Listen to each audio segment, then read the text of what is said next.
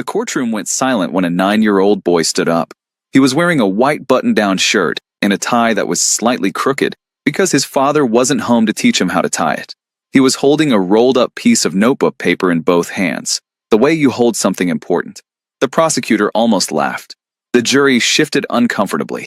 30 Hells Angels, the most feared motorcycle club in the state, sat in the gallery with their arms folded and their faces still, holding their breath without knowing they were doing it. Judge Harold Warren leaned forward and said, "Son, what do you have there?" The boy smoothed the drawing flat against the front of the bench and looked up. "It's the truth," he said, because nobody else was going to bring it. Nobody in that courtroom knew yet that a 9-year-old boy with a box of colored pencils was about to accomplish what 3 lawyers, 2 private investigators, and an entire motorcycle club had failed to do. He was about to save his father's life. Tommy Hayes was 9 years old, and he understood 3 things with absolute certainty. First, his father was not a murderer. Second, nobody in the courtroom seemed to believe that except him. Third, if Tommy didn't do something about it, his father was going to die in prison for a crime he didn't commit. Tommy sat in the 3rd row of Galloway County Circuit Court, dressed in the white button-down his mother had ironed 3 times that morning. His tie was slightly crooked. He had tied it himself because his father wasn't home to teach him, and he held a rolled-up piece of notebook paper in his lap like it was the most important thing in the world, because to him it was. His mother, Sarah, sat beside him with her hands folded so tightly in her lap that her knuckles had gone pale. She hadn't slept properly in 6 days, not since the trial had begun. She had cried herself hollow in the first 2 nights, and now there were no tears left, just a dry, fixed stare at the defense table where Daniel Ghost Hayes sat in his one good suit, looking like a man who had already accepted what was coming. Ghost Hayes was a big man, 6'3", 230 pounds, with a jaw like quarried granite and arms that had been shaped by 20 years of wrenching engines and hauling iron. His real name was Daniel, but nobody had called him that since high school. He was the president of the Galloway chapter of the Hells Angels Motorcycle Club, a man who had worn the Death's Head patch since he was 22 years old, and he looked exactly like what most people assumed he was: dangerous. He had a prior arrest record, 2 counts of assault from his 20s, one of which had gone to conviction. He had been investigated twice in the past decade, though never charged. He was the kind of man that prosecutors loved to find sitting across from them in a courtroom, because the sight of him did half the work before anyone opened their mouth. But Tommy had never seen danger when he looked at his father. He had seen the man who read to him every night before bed, not picture books, but real books, history books and adventure novels, and once a battered copy of Moby Dick that Ghost had found at a yard sale for 50 cents, reading it with the focused patience of someone who understood that big things take time.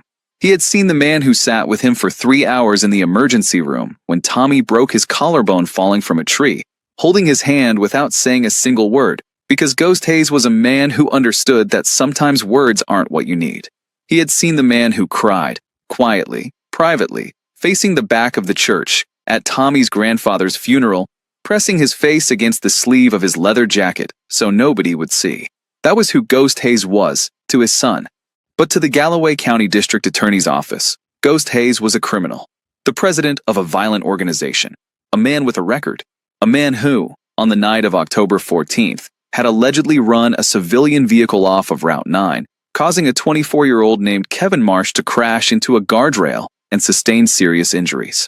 The prosecution further alleged that the incident had been intentional, gang-related retaliation, coordinated within the club hierarchy, and that Ghost had acted not alone, but as part of a pattern of organized intimidation.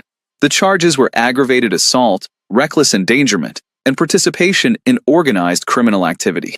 Maximum sentence, 40 years. Ghost Hayes was 42 years old. 40 years meant he would die in prison, and that was why Tommy had drawn the picture.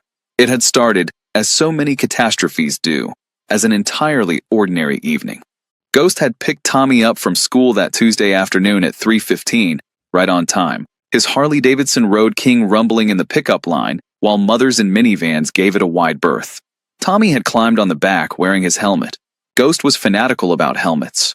He had told Tommy once that the brain was the only thing in the body with no backup system, which was the kind of thing that sounded like a joke but wasn't, and they had ridden out to the garage on Shepherd Road where the club did most of its legitimate business: engine repairs, custom bodywork, restorations. Brick's finishing up a '68 shovelhead today, Ghost said as they pulled in. You want to watch? Tommy always wanted to watch. Robert Brick Kowalski was the club's vice president and the most gifted mechanic Tommy had ever seen, which wasn't saying much given that Tommy was 9, but the reverence was genuine. Brick was a compact, barrel-chested man with enormous hands and a patience for engines that he showed for nothing else in the world.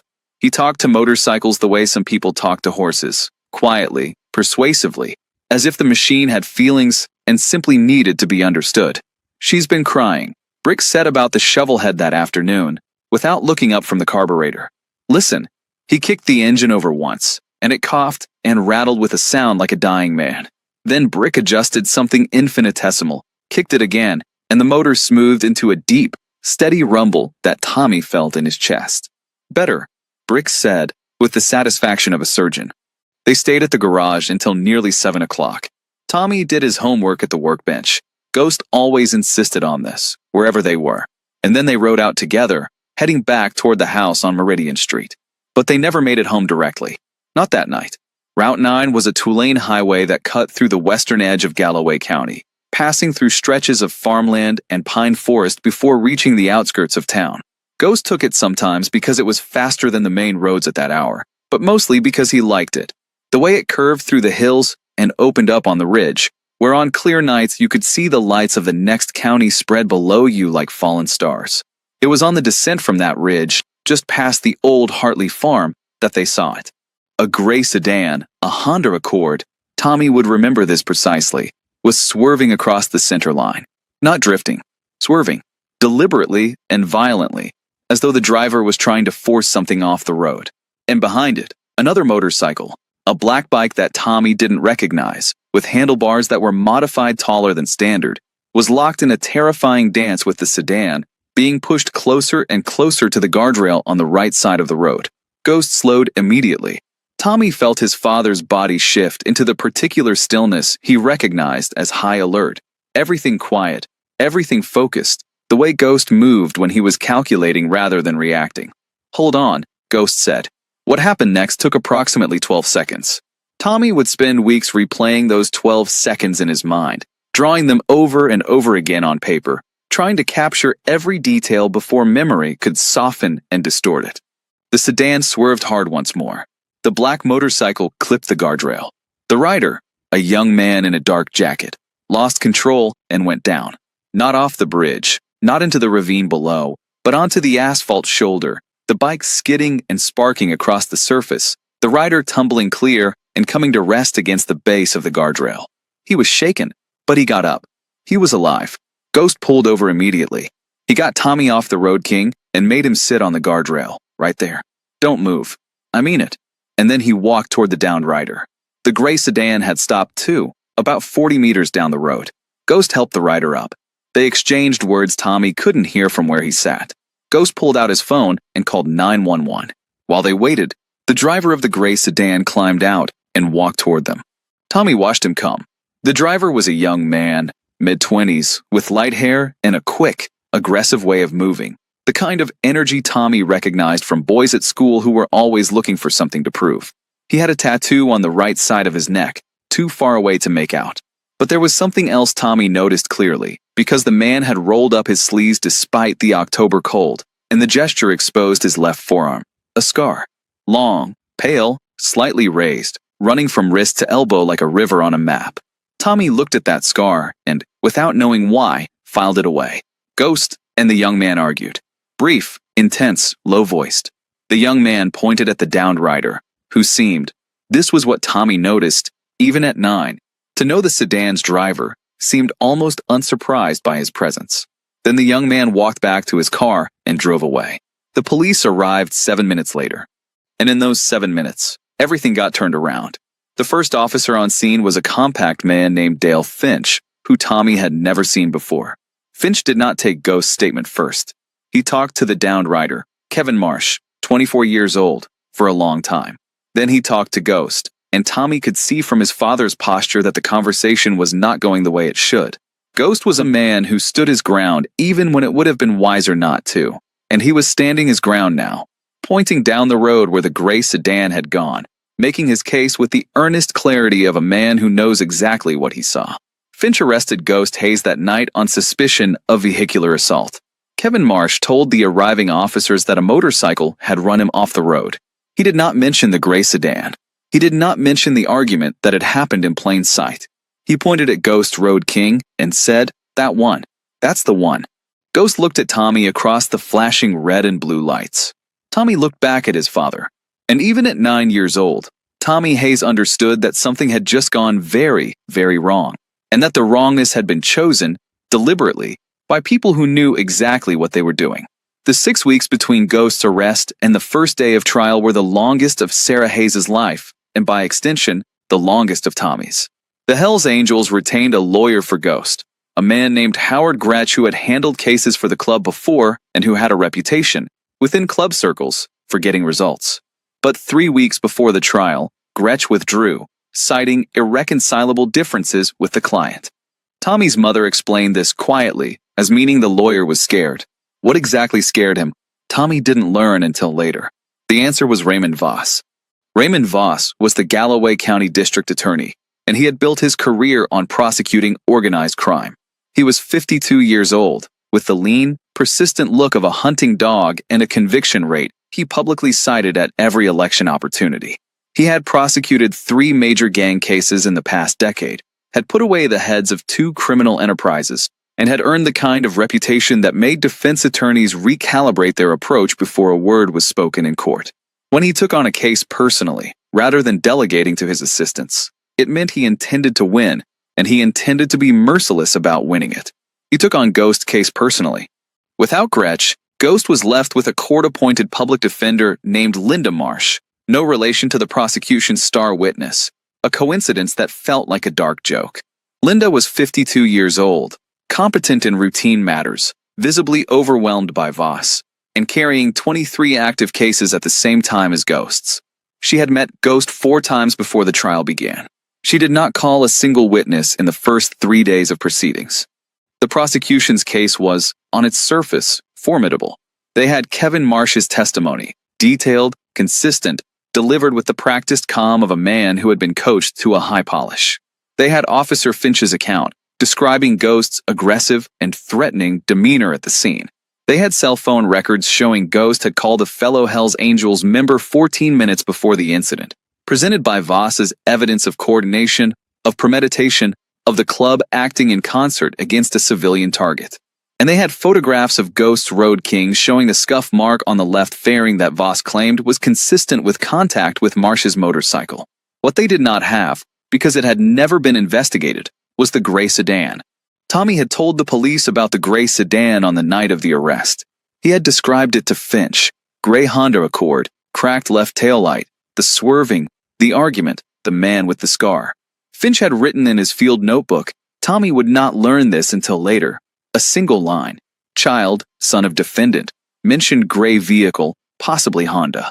Not corroborated. And then he had crossed it out with one stroke of blue pen. The line did not appear in any official report. The gray sedan was never investigated. Kevin Marsh's version, which made no mention of another vehicle, was treated as the complete and uncontested record of events. The Hells Angels had done their own investigating. Brick Kowalski spent 4 days trying to locate the gray sedan, working from Tommy's description. He came up empty. The club's legal contacts, already spooked by Voss's reputation, were not eager to invest further effort in a case that seemed to be sliding toward a preordained conclusion. Linda Marsh filed 2 motions to suppress evidence. Both were denied. Sarah Hayes sold Ghost's vintage 1971 Harley-Davidson Electra Glide, a motorcycle he had spent 3 years restoring, a machine he loved with the particular tenderness of a man who had built something with his own hands from nothing to help cover legal costs. It raised $11,000. It wasn't enough, and it wasn't only the money that hurt. It was the signal it sent. We are running out of things to give. Tommy watched all of this from the 3rd row of the gallery and thought about his drawing. He had started it 2 weeks earlier, sitting at the kitchen table after his mother had gone to bed.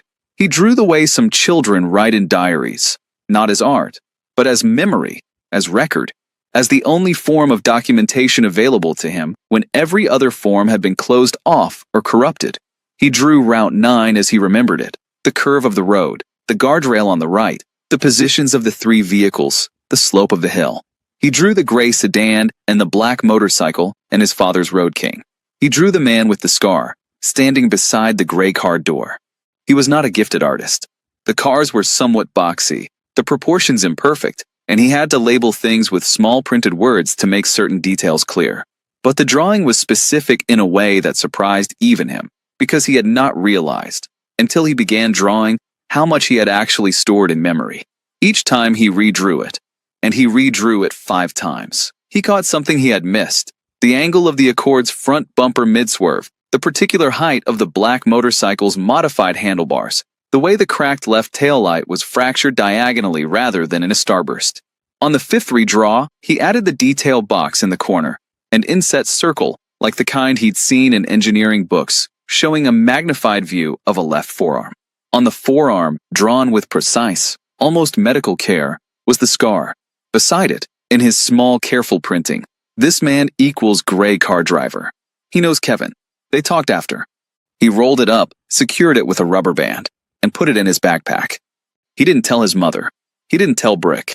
He didn't tell Linda Marsh, who had a habit of looking through Tommy rather than at him whenever they occupied the same room, as if he were furniture arranged incorrectly. He had one plan, and it was built on a single thing Ghost had told him long before any of this. If you're the only one who knows the truth, you'd better be the one to say it. Nobody's coming to say it for you. Galloway County Circuit Court occupied a century-old stone building on the town square, and it looked exactly like justice was supposed to look from the outside. Dignified, permanent, built to make ordinary people feel the weight of the law pressing gently but insistently down on their lives. Inside, it smelled like old wood and floor wax and the particular stale air of rooms where difficult things happen on a regular schedule. The courtroom was packed. This surprised some people, though it shouldn't have. Ghost Hayes was not an anonymous defendant. He was the president of the local Hells Angels chapter, a figure who occupied a specific and complicated place in Galloway County's mythology, feared by some, respected by others, the subject of rumors that ranged from "he helped my uncle fix his truck for free, wouldn't take a dime," to darker stories that circulated at school board meetings and church basements. The case had attracted press from 3 counties. Elena Cruz from the Galloway Courier was there every day, in the second row of the gallery, with her notebook and the particular brand of watchful, non-judgmental attention that Tommy noticed and found, without fully understanding why, comforting. The Hells Angels filled the right side of the gallery, 15 or 20 members who had been asked, by counsel, not to wear their colors into the courtroom. They had obliged, but their presence was unmistakable regardless of what they wore. They sat with their arms folded and their faces neutral, watching Raymond Voss with a collective stillness that had a sound to it, the way deep water has a sound. Voss delivered his opening statement on Monday morning with the measured, surgical precision of a man who had given many versions of it and knew exactly which sentences landed where. He spoke about Route 9. He spoke about Kevin Marsh, young, blameless, whose arm was in a sling that Sarah quietly noted was unnecessary given the actual injuries sustained.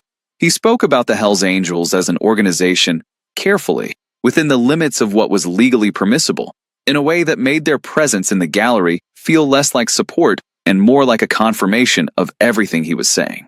He spoke for 45 minutes, and when he sat down, the jury, 8 women and 4 men, none of whom looked like anyone Tommy's father would know, watched Ghost Hayes with the guarded wariness of people who had already reached a verdict and were waiting for the testimony to catch up. Linda Marsh's opening statement took 11 minutes. It was professionally adequate in the way of things that have been prepared under impossible time pressure. It used the word allegedly 12 times. It did not once make direct eye contact with the jury. Ghost Hayes sat through all of it with the stillness he brought to everything. Not resignation, but conservation, the quiet of a man keeping something in reserve. He looked at Tommy once during Marsh's opening and gave him the nod, the small, private signal that "men, I see you. We're okay." And Tommy nodded back, though he was not sure they were okay at all. The prosecution's witnesses were called over 3 days. Kevin Marsh testified for most of the first day. He was a skilled witness, calm, specific, convincingly injured in his bearing even without the sling he had apparently decided was unnecessary by day 2. He described being run off the road with the detail of a man who had rehearsed the event until it was as smooth and consistent as River Stone. He described Ghost Road King. He described Ghost's posture after the accident as threatening. He wept, briefly, when describing the moment he lost control of his motorcycle. A perfectly calibrated display of vulnerability that Tommy watched with the cold clarity of a child who is old enough to recognize a performance, even when he cannot yet name it as such. He mentioned nothing about a gray Honda Accord. Linda Marsh's cross-examination lasted 10 minutes. She established that Marsh had a previous civil dispute with another motorcycle club, not the Hells Angels, as if this implied something without quite saying what. She asked about his injuries. She asked if he had consumed alcohol. She asked if he had known Ghost Hayes prior to the incident. No to all three. She sat down. Tommy wrote in the margin of his school notebook, "He's lying about not knowing Dad. Ask about the scar." He did not pass this note to Linda Marsh. Officer Dale Finch testified on the second day, precise and comfortable on the stand in the way of a man who had been there many times. He described arriving at the scene, finding Ghost beside Marsh's downed motorcycle, observing what he characterized as a confrontational dynamic. He described Ghost's demeanor as aggressive and uncooperative when questioned. "Did Mr. Hayes make any statements at the scene?" Boss asked. "He said the other driver started it," Finch replied. "He claimed there was another vehicle involved. We found no evidence to support that claim." "Did you search for another vehicle?" "We canvassed the area. No other vehicle was located." "You didn't canvass anything," Tommy thought. "You didn't even follow up on what I told you." By the end of the third day, with physical evidence presented and cross-examinations completed, the shape of the case was unmistakable. A wall, built brick by brick, with no door in it. Sarah Hayes sat in the courthouse parking lot for 20 minutes that evening before she could make herself start the car. Tommy sat in the back seat with his backpack on his lap, feeling the rolled-up drawing through the canvas. "Mom," he said, "not now, baby. I need to show the judge something." She turned and looked at him. "Tommy, the lawyers handle that. Ms. Marsh won't listen to me. Then you let your father handle it. It's not your—" "It's a picture," Tommy said, "of what happened. I was there." Sarah Hayes looked at her son for a long time in the rearview mirror. Then she looked at the courthouse through the windshield. Then she looked back. "Okay," she said, so quietly it was almost not a word. "Show me." The drawing was on 3 sheets of notebook paper, taped together along their edges to form a single wide panorama. Tommy had done pencil first, then gone over the important elements in black pen, and then added color with the same box of colored pencils he used for school projects. It was, objectively, the work of a 9-year-old. The road curved with slight exaggeration. The figures were recognizable rather than realistic. The proportions were imperfect, but the detail was extraordinary. The drawing showed Route 9 from the position of the guardrail, looking downhill. 3 vehicles were depicted. A gray Honda Accord with a cracked diagonal fracture through the left taillight lens, colored in carefully, red where the lens was intact and white where the backing showed through the crack. A black motorcycle with visibly modified handlebars, and Ghost Road King positioned further up the hill, arriving after the fact. The gray Accord was shown mid-swerve, its front end angled aggressively toward the black motorcycle. The black motorcycle appeared twice, connected by a dotted line, before contact and during the guardrail skid. In the corner was the detail box, an inset circle showing a left forearm, and on it, a scar. Long, pale, slightly raised, running from wrist to elbow with the specific topography of something that had healed badly a long time ago. Beside the forearm, this man equals gray car driver. He knows Kevin. They talked after. Sarah Hayes held the drawing under the dome light of the car with both hands and didn't speak for a very long time.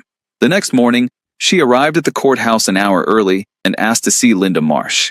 Marsh listened with the expression of a woman trying to be encouraging while managing her own fear. She looked at the drawing carefully. She said, gently, that a hand-drawn picture by a minor child, produced weeks after the event, without chain of custody or authentication, was inadmissible on its face. She said that putting Tommy on the stand would invite Voss to destroy him, to make him look like a coached, grieving child incapable of separating what he saw from what he needed to believe. She said she was trying to protect Tommy. Sarah Hayes said, "Do you think he's guilty?" A pause that lasted 2 seconds too long. "I think the prosecution has built a strong case." "That's not what I asked." Marsh said nothing. Sarah picked up the drawing, put it in her purse, and left. She told Tommy that Marsh had said no. She did not tell him what Marsh had said about destroying him on the stand. She did not tell him what had crystallized in her own mind. Sitting in that parking lot the previous evening, listening to the courthouse go quiet around her, that Linda Marsh had stopped fighting at some point before the trial began, and that nobody was going to save Ghost Hayes from the inside of this proceeding. What she did not anticipate, what nobody in that building anticipated, was what Tommy was going to do about that. He had thought about it for 2 nights, lying in his room while the house was quiet, turning the problem over the way his father had always taught him to approach problems. What do you have? What do you need? What is the move? What he had, the drawing. What he needed, for someone in that courtroom to actually look at it. What was the move? Ghost had watched enough legal dramas with Tommy. It was one of his father's inexplicable enthusiasms that Tommy had absorbed a basic understanding of courtroom hierarchy. The lawyers answered to the judge. The prosecutor answered to the judge. In that room, behind that bench, Judge Harold Warren was the person who mattered. And Judge Harold Warren, Tommy had observed over 4 days, was a man who paid attention. He had the eyes of someone who had watched enough dishonesty over the course of a life to recognize it on sight, and who found it personally offensive. Tommy was going to find that man, and give him the drawing, and let the drawing do what it was made to do. He came to court on the 4th day with his backpack, his white shirt, and his crooked tie. He didn't tell his mother what he was planning. It happened during the 4th day's afternoon session, at 2:17 p.m., in the middle of Linda Marsh's direct examination of Eddie Roadblock, teller, a Hells Angels member testifying to Ghost's whereabouts and demeanor in the hours before the incident. Voss, on cross-examination, had spent 20 minutes methodically dismantling Teller's credibility in the quiet, relentless way of a man who has done this so many times the motions are muscle memory. By the time Marsh began her redirect, the jury was watching Teller with the polite skepticism of people who have made up their minds. Tommy sat in his row and waited. He was scared. He acknowledged this to himself with the same directness his father had taught him to apply to difficult things. Name it, then decide if it's going to stop you. He was scared that nobody would listen. Scared the judge would have the bailiff remove him. Scared that he would cry in front of 30 Hells Angels and his father and the whole of Galloway County, and that his crying would turn everything he was trying to do into theater. But he was more scared of his father spending the rest of his life in prison for a crime Marcus Webb had committed and Dale Finch had buried. So when Judge Warren called a 10-minute recess between examinations and the gallery began the small shuffle of people stretching and filing out, Tommy stood up. His mother's hand caught his arm. "Tommy, I need the bathroom," he said, which was not entirely a lie. He didn't need the bathroom. He just didn't go. Instead, he walked to the low wooden railing that separated the gallery from the well of the court, and he stood there with his backpack, and he waited. The bailiff, a heavy-set man named George who had done this job for 18 years and believed he had seen everything a courtroom could produce, came to usher the gallery back to their seats and found a 9-year-old boy standing at the railing with a backpack and a serious expression. "Son, you need to sit down. I'm an eyewitness to the incident on Route 9, Tommy said. I have material evidence that hasn't been presented to the court. In 18 years, this had not happened." The commotion was immediate, small, and electric. Sarah Hayes was on her feet. Brick Kowalski, 3 rows back, went completely still. Linda Marsh stared at Tommy from the defense table with an expression of professional horror, the look of someone watching a carefully constructed argument collapse from an unexpected direction. Raymond Voss rose with the calm alertness of a predator who has just heard something move in the undergrowth. And across the courtroom, at the defense table, Ghost Hayes turned in his chair. On his face was something Tommy had never seen there before. Not fear for himself, fear for his son. The particular terror of a man who understands, in one compressed moment, exactly what his child is about to walk into. Tommy looked back at him and gave him the nod. Then Judge Harold Warren came back into the courtroom. He took in the scene, the standing boy, the flustered bailiff, the frozen attorneys, the gallery half risen, with the even-tempered assessment of a man who is accustomed to things going sideways and has learned not to waste energy on surprise. "What's this?" he said, to no one in particular. "Your Honor," Voss began, rising smoothly. "The child in the gallery appears to be—" "I'm talking to the child," Judge Warren said, with a mildness that nonetheless ended Voss's sentence completely. He looked at Tommy. "Son, state your name." "Thomas Daniel Hayes." His voice only shook on the first syllable. "My dad is the defendant." "I see." Warren looked at the bailiff. "George, let the boy approach." A sound moved through the gallery. Not quite an objection, not quite a gasp, but the collective breath of 60 people recalibrating simultaneously. Tommy walked forward and stood at the edge of the bench, looking up at Harold Warren. Up close, the judge was more formidable than he appeared from the gallery, not in a frightening way, but in the way of certain things that are simply larger than the ordinary scale of life. His face had been lived in hard and put away honestly, and his eyes, dark gray and very direct, were giving Tommy the thing he had been hoping for and was almost afraid to accept: genuine, undivided attention. "You said you have evidence," the judge said. "Yes, sir." "What kind of evidence?" Tommy reached into his backpack. He withdrew the drawing, unrolled it with both hands, and smoothed it flat against the front of the judge's bench. "I was there," Tommy said, "on Route 9. I was on the back of my dad's motorcycle. I saw everything that happened." He pointed to the drawing. "I drew it. I drew everything I remember." Judge Warren looked at the drawing. The courtroom was so quiet that Tommy could hear the fluorescent lights humming 4 stories above his head. "Counsel," Judge Warren said finally, addressing both Marsh and Voss. "Approach." The 3 of them, Warren, Marsh, and Voss, conferred at the side of the bench in low voices while Tommy remained at the front of the courtroom, holding the drawing and trying not to sway. Voss argued quickly and confidently. A hand-drawn picture by a minor child, produced weeks after the event, with no chain of custody and no authentication, was inadmissible on its face. Admitting it would create appellate issues. The proper course was to return the child to his seat and allow counsel to assess the matter through appropriate channels. Everyone in the room understood what appropriate channels meant in practice. It meant Voss would find a way to make sure it went nowhere. Linda Marsh surprised everyone, including herself. "I'd like it admitted as demonstrative evidence," she said, and her voice had found something it had been missing for 4 days. A quality of genuine conviction, the sound of someone who has decided to fight.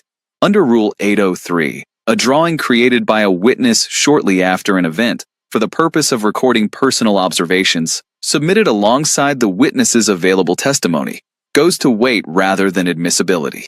The witness is present and available for cross-examination. Warren had been listening to this exchange with his arms folded and his gaze on the drawing. He looked up. He looked at Tommy. "How old are you?" "9, sir."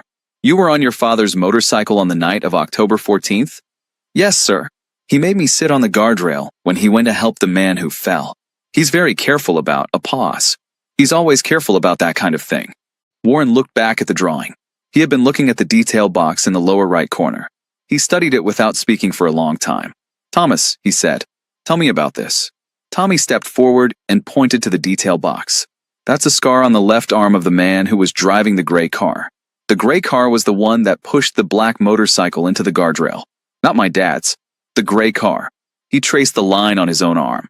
"The driver of the gray car had a scar on his left forearm, from here to here. Long pale, raised up a little.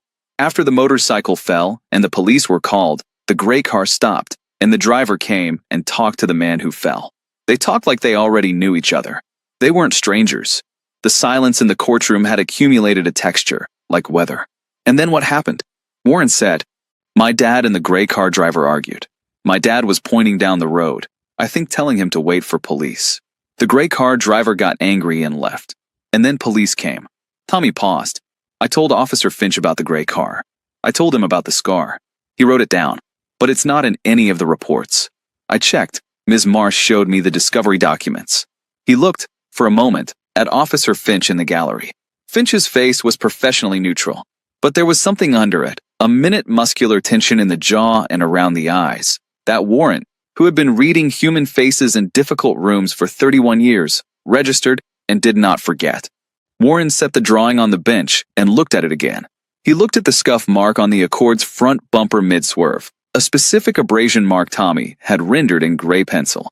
He looked at the cracked taillight, its fracture line diagonal rather than arbitrary, colored in with the careful distinction of intact red and exposed white. He looked at the scar in the detail box, not the rough oval a child might sketch to suggest an injury, but a specific shape with a specific topography, the kind of detail you remember because it is too unusual to forget even when you are 9 years old and frightened and sitting on a cold guardrail in the dark. He looked up.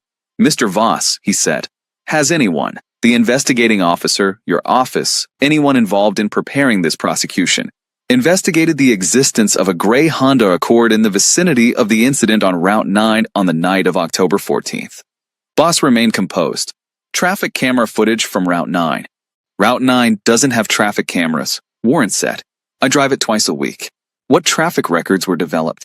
A silence. Route 9 is a county road, Voss said. Traffic monitoring infrastructure on county roads in this district is limited, Mr. Voss. Warren's voice did not rise. It didn't need to. I'm asking whether anyone looked. Whether any police report, investigative record, or prosecutorial document contains any reference to a gray Honda Accord on Route 9 on the night of October 14th. The answer is yes or no. No material evidence regarding a second vehicle was developed during the investigation, Voss said carefully. Because no one looked, Warren said. Voss's jaw tightened. Your Honor, with respect. Mr. Voss, Judge Warren said, quietly, with the weight of 31 years behind it. A 9-year-old boy has just presented this court with a hand-drawn picture containing 5 specific and independently verifiable details about the scene of the alleged crime. Details that appear in no police report, no witness statement, no prosecutorial document. Details that, if accurate, fundamentally alter the character of the event at the center of this proceeding. He paused. I find that troubling. I find it very troubling indeed. He looked at Tommy one more time. Son, he said, I'm going to ask you to sit with the court clerk for a while. She'll ask you some questions about your drawing, and I need you to answer as carefully and as honestly as you can. Yes, sir. Is there anything else you want to say to this court right now? Tommy considered this seriously, the way his father had taught him to consider questions before answering them. My dad stopped to help, he said. That night, he stopped because somebody needed help, and he taught me that. You always stop when somebody needs help. That's who he is. He looked across the courtroom at Ghost. I just wanted the judge to know who he actually is. Ghost Hayes did not cry. He was a man who did not do that in public. But something had broken open in his face, quietly and irrevocably, and the man looking at his son across that courtroom looked less like the president of a motorcycle club facing 40 years in prison and more like a father who was, in that particular moment, more proud than he had ever been of anything in his life. Judge Warren recessed the trial for 48 hours. It was an extraordinary move, unusual in any trial, remarkable in one already on its 4th day, and it detonated a small explosion in the local press. Elena Cruz's piece that evening ran in the Courier under the headline, Judge Orders Recess After Child's Drawing Raises Questions in Hayes' Trial. It was a careful, factual piece, because Cruz was a careful, factual reporter, but it described Tommy's drawing with enough specificity that 3 people in Galloway County called the DA's office the following morning with information they had previously considered irrelevant to share. Warren did not overreach. He was too experienced for that. What he issued instead was a bench order requiring the prosecution to produce, within 48 hours, all investigative records related to the Route 9 incident. Field notes, evidence logs, witness contact reports, and all traffic and vehicle records that had been requested or obtained. He further ordered the prosecution to identify and produce records for all black motorcycles with modified handlebars registered in the county, and all Honda Accords registered in the county with left taillight damage. What the order uncovered was not subtle. Dale Finch's original field notes, handwritten, not yet transferred to the sanitized official report, contained, on page 3, a single crossed-out line, child, son of defendant, mentioned gray vehicle, possibly Honda. Not corroborated. One stroke of a blue pen, not included in the typed report. Never followed up. Never disclosed to defense counsel. Finch had been a police officer for 16 years. He had no prior record of evidence irregularity, at least none that had been discovered before. But financial records, obtained under the court's authority, told a different story. 2 cash deposits totaling $9,000, received in the weeks following Ghost's arrest, tracing through a holding entity to a man named Marcus Webb. Marcus Webb was 33 years old. He was a member of the Serpents Motorcycle Club, the Hells Angels' primary rival in the region, and he drove a gray Honda Accord with a freshly repaired left taillight, the original lens having been replaced at a body shop in the neighboring county on October 16th, 2 days after the incident. Webb had a scar on his left forearm, pale, raised, running from wrist to elbow. the result of a construction accident at 22 that had required reconstructive surgery and had left the kind of mark that people who met him tended to notice and remember. Kevin Marsh was Marcus Webb's first cousin. This was the detail that brought down the structure. The familial connection between the prosecution's star witness and the actual perpetrator of the Route 9 incident had not been disclosed during witness preparation. It had not appeared in any background check, or had appeared, and had been quietly set aside, a question that would occupy a separate inquiry for the following 18 months. Kevin Marsh had testified under oath that he did not know Ghost Hayes prior to the incident. He had not been asked about his relationship to Marcus Webb. He had told the officers that night that no other vehicle was involved. He had pointed at Ghost Road King and said, "That one." His cousin had paid a police officer to make sure that version of events was the only one that survived into the official record. The Hells Angels' own parallel investigation, reinvigorated now that it had a direction, located Marcus Webb's gray Honda Accord within 16 hours. The body shop work order confirmed the repairs. The shop owner identified Webb from a photograph. 2 days later, a statement from a gas station attendant placed Webb's Accord on Route 9 at approximately 6:45 p.m. on October 14th, 17 minutes before Ghost's 911 call. When Elena Cruz broke the full story on the morning of the third day of Warren's recess, it moved to the state wire services within hours. By evening, the Galloway County Sheriff's Office had issued a statement announcing that Officer Dale Finch had been placed on administrative leave pending investigation. Raymond Voss arrived at court on the day of reconvening and looked like a man who had not slept. He was still controlled, still precise in his movements, still wearing the right suit. But something had changed in the quality of his composure. It was the composure now of a man holding something together by will alone, rather than the composure of a man who has nothing to fear. In the third row of the gallery, Tommy Hayes sat with his backpack in his lap and waited for Judge Warren. The courtroom was more crowded on the day of the verdict than at any point in the trial. People who had no personal connection to the case, who had read Cruz's coverage or heard about it at diners and barbershops and the feed store on County Road 7, had driven in from neighboring districts to be present. The gallery reached capacity before the doors officially opened, and a small crowd stood on the courthouse steps in the October cold, coats pulled against the wind, waiting for word to come out through the heavy doors. Elena Cruz was in the second row, as always, with her notebook open.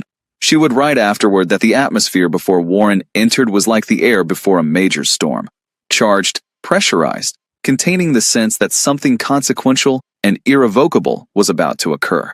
The Hells Angels were present in full, more than 30 members, the entire Galloway chapter, filling one side of the gallery with a silence that had a specific quality, not the silence of deference, but the silence of witnesses who know what they are there to witness.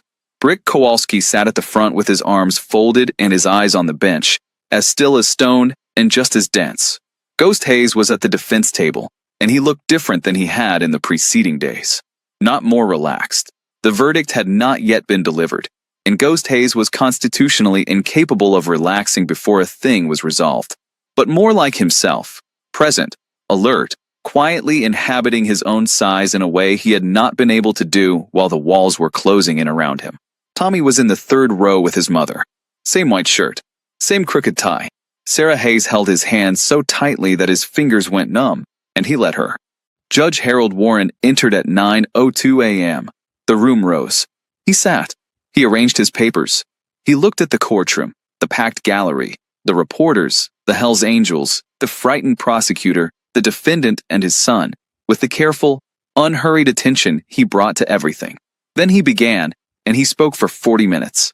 He spoke in full sentences, with the precision and weight of a man who has spent his life choosing words with care and knows the difference between language that illuminates and language that obscures. He began with the purpose of a court, not what it is in theory, which everyone knows, but what it is for in practice, the pursuit of truth in circumstances where power, fear, and self-interest have every incentive to distort it. The court, he said, is the last institution standing between a citizen and the unchecked authority of those with the power to define guilt. That is a responsibility that does not tolerate carelessness, and it does not tolerate corruption. He addressed the evidence with methodical, unapologetic directness. He summarized what the prosecution had produced and what it had failed to produce. He described Finch's field notes, the crossed-out line, with a controlled fury that was, in its restraint, more devastating than any raised voice would have been. A single line, he said, crossed out with a single stroke of a pen, and on the other side of that line, a man's freedom and a family's life. He addressed the question of organizational membership with an explicitness that would be quoted, in whole and in part, in newspapers and legal journals across the state in the weeks that followed. Membership in a motorcycle club is not evidence of crime, he said. A leather jacket is not evidence of guilt. The appearance of danger is not the commission of it. This court will not condone, by its rulings, by its silences, or by the structure of the proceedings it permits, the treatment of association as culpability. Every person who enters this courtroom as a defendant is entitled to the presumption of innocence and to a prosecution that has actually tried to find the truth, not the truth that is convenient. The truth. He paused. Over the course of 31 years on the bench, he said, I have been presented with many forms of evidence. Forensic reports, expert testimony, surveillance recordings, financial documents. I have seen evidence prepared with extraordinary sophistication and evidence assembled in haste. I have presided over trials that involve the resources of federal agencies. Another pause. I have never, in those 31 years, been presented with decisive evidence by a 9-year-old child who walked to the front of a courtroom because no adult in the room was doing their job. He looked at Tommy. That child produced a drawing from memory containing 5 independently verifiable details about the scene of the alleged crime. Details confirmed by subsequent investigation. Details that the prosecution's investigation failed to identify or identified and chose not to pursue. He held the pause for a moment. A 9-year-old boy, with a box of colored pencils, and the certainty that his father was telling the truth. He looked back at the courtroom. All charges against Daniel Hayes are dismissed with prejudice, he said. Mr. Hayes, you are free to go. The sound that moved through the room was not a clean sound. It was too complicated for that. Surprise and relief and something that might have been shame, all tangled together, from people who had come expecting one outcome and received another. There were people in that gallery who had wanted Ghost Hayes convicted, and who were now sitting with the uncomfortable weight of what the investigation had revealed about why the case had been brought the way it was. In the right side of the gallery, Robert Brick Kowalski pressed his face into his hands. Sarah Hayes sat completely still for 10 seconds. Then she pulled Tommy into her arms and held him, and he could feel her shaking against him, not crying. Exactly, just the physical release of 6 weeks of held breath. At the defense table, Ghost Hayes stood up. He straightened his jacket. He looked across the courtroom at Tommy with an expression that contained everything: pride, relief, gratitude, the particular depth of feeling that a man has for the person who loved him enough to refuse to let him be destroyed. He looked at his son for a moment longer than was strictly necessary, in front of 30 Hell's Angels and a full gallery and a judge who pretended, with exquisite courtesy, to be consulting his notes. Then he said, simply, "Come on." Tommy slipped out of his mother's arms and walked through the gate in the railing, and Ghost knelt down on the polished hardwood floor of the Galloway County Circuit Court, in his good suit, with the whole world watching, and held his son the way you hold something you came within one crossed-out line of losing forever. The verdict in State v. Hayes was appealed by the Galloway County DA's office on grounds of procedural irregularity. The appeals court dismissed the appeal in full and upheld Warren's conduct in its entirety, issuing an opinion that would be cited in 3 subsequent state court decisions about judicial authority to compel mid-trial investigative action. Raymond Voss lost the DA's election the following November by 11 percentage points. He was not criminally charged, a fact that remained a point of genuine controversy in Galloway County for years. But the state bar's ethics inquiry resulted in a formal censure on grounds of insufficient supervision of an investigation that had produced materially incomplete disclosures. He left the practice of law 8 months after the censure. No one who had appeared before him in court was surprised.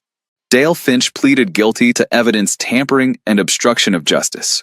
He received 18 months, suspended, along with permanent revocation of his law enforcement certification. The origin of the $9,000 was investigated but never fully traced. He relocated out of state. Marcus Webb was arrested 6 weeks after the verdict, charged with aggravated assault, conspiracy to obstruct justice, and witness tampering. He received 7 years. Kevin Marsh, charged separately with perjury and conspiracy, received 3. Neither appealed.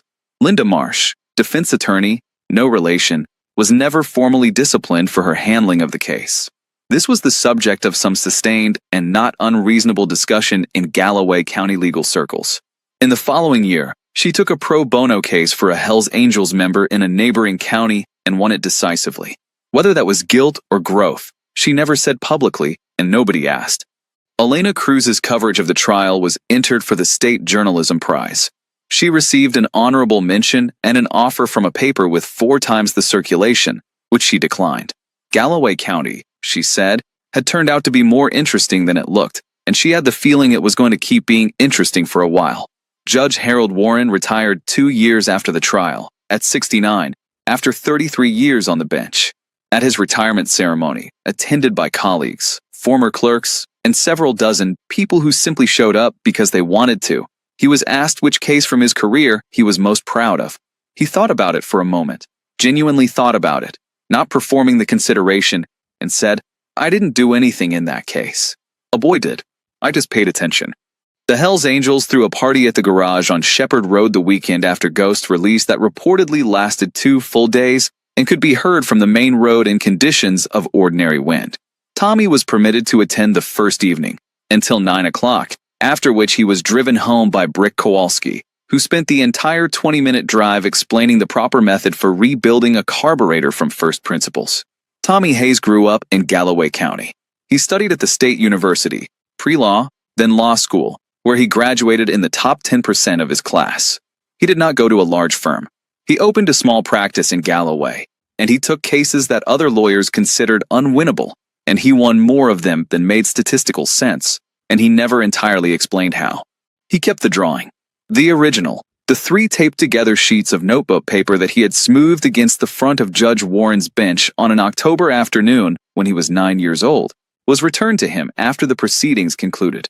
He had it framed in simple black wood and hung it on the wall of his office, behind his desk, where it faded slightly over the years but remained entirely legible. Clients who asked about it got the story. Some didn't ask. Some asked twice. His father came to see him at that office on the day Tommy passed the bar exam.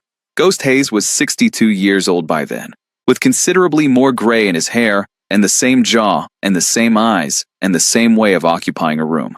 He sat across the desk from his son and looked at the drawing on the wall for a long time without speaking. "You stopped," Tommy said. Ghost looked at him. That night on Route 9, Tommy said, "You stopped to help. That's what started all of it. If you'd just ridden past, you don't ride past," Ghost said. "I know. I told you that. I know," Tommy said. "I was listening." Ghost Hayes looked at his son for a long moment. The lawyer, the man, the boy who had walked to the front of a courtroom with a box of colored pencils and refused to let the truth be crossed out with a single stroke of a blue pen. He reached across the desk and straightened Tommy's tie. "That's always been crooked," he said. "I know," Tommy said. "You were gone. I'm here now." "Yeah," Tommy said. "You are."